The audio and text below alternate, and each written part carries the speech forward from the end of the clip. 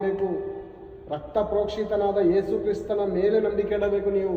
ಈ ಮಾತು ನಿಜ ಪ್ರಿಯರೇ. ನಿಮಗೆ ಮನಸ್ಸಿಗೆ ನೋವಾಗ್ಬೋದು, ಆದ್ರೆ ಏನು ಮಾಡೋದು, ಸತ್ಯ ಯಾವತ್ತಿದ್ರೂ ಕಹಿನೇ ಇರುತ್ತೆ. ಡಾಕ್ಟ್ರಿಗೆ ಮಾತ್ರೆ ಬರ್ಸ್ಕೊಂಡು ಬಂದಾಗ ಡಾಕ್ಟ್ರು ನಮಗೆ ಜೇಮ್ಸ್ ಅಂತ ಸ್ವೀಟ್ ಟ್ಯಾಬ್ಲೆಟ್ಸ್ಗಳು ಕೊಡಲ್ಲ. ಜೇಮ್ಸ್ ಬರುತ್ತೆ ನೋಡಿ, ಚಿಕ್ಕ ಮಕ್ಕಳು ತಿಂತಾರೆ ನೋಡಿ, 10 ರೂಪಾಯಿ ಪ್ಯಾಕೆಟಲ್ಲಿ ಕಲರ್ ಆಗಿರುತ್ತೆ. ಅದು ಟ್ಯಾಬ್ಲೆಟ್ಸ್ ಥರ ಇರುತ್ತೆ, ಬಹಳ ರುಚಿ ಇರುತ್ತೆ ಅಲ್ವಾ, ಚಾಕ್ಲೇಟ್. ಆ ಥರ ಇರಲ್ಲ ಡಾಕ್ಟರ್ ಬರ್ಕೊಡೋದು, ಕಹಿ ಇರುತ್ತೆ. ಟಾನಿಕು ವಿಷದಂತೆ ಇರುತ್ತದೆ, ನುಂಗಿದ್ರೆ ರೋಗ ಗುಣವಾಗುತ್ತೆ. ಈ ವಾಕ್ಯ ಎಂಬುದು ಔಷಧಿ. ಇದು ನಮ್ಮ ಆತ್ಮದ ರೋಗಕ್ಕೆ ಬೇಕಾಗಿರುವಂಥ ಔಷಧಿ. ಇದು ನಿಜ ಪ್ರಿಯರೇ.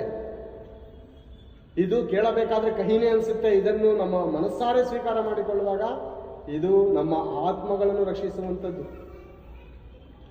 ದೇಹ ರಕ್ಷಿಸಕ್ಕೆ ಡಾಕ್ಟರ್ ಕೊಡುವಂಥ ಔಷಧಿಗಳಿವೆ, ಟಾನಿಕ್ಗಳಿವೆ.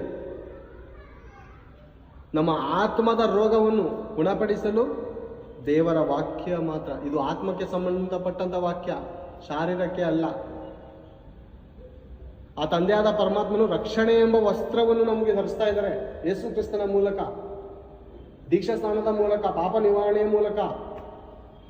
ರಕ್ತ ಪ್ರೋಕ್ಷಣವಿಲ್ಲದೆ ಪಾಪ ಪರಿಹಾರವಿಲ್ಲ. ಸ್ವಲ್ಪ ಕಡಿಮೆ ಎಲ್ಲ ವಸ್ತುಗಳು ರಕ್ತದಿಂದ ಶುದ್ಧೀಕರಿಸಲ್ಪಡುತ್ತವೆ. ಆ ರಕ್ತವೇ ಯಜ್ಞದ ಕುರಿಯಾದಾತನ ಯೇಸು ಕ್ರಿಸ್ತನ ದೇಹದಿಂದ ಸುರಿಯಲ್ಪಟ್ಟಂತ ರಕ್ತ.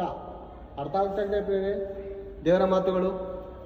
ಎಷ್ಟು ಜನಕ್ಕೆ ಅರ್ಥ ಆಯ್ತಾ ಇದೆ ಗೊತ್ತಿಲ್ಲ ಪ್ರೇರೆ, ಆದರೆ ಈ ಮಾತುಗಳು ಸತ್ಯ ಪ್ರೇರೆ.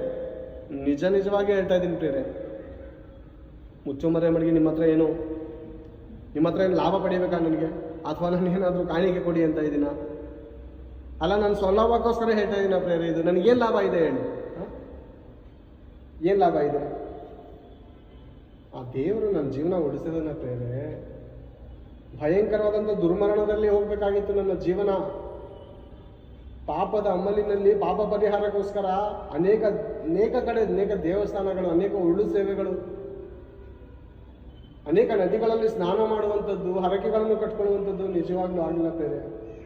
ಅದಕ್ಕೆ ಭಕ್ತನೊಂದು ಹಾಡಿದಾನೆ, ಪಾಪ ಮುಕ್ತಿ ಸಿಗುವುದು ಎಲ್ಲಿ,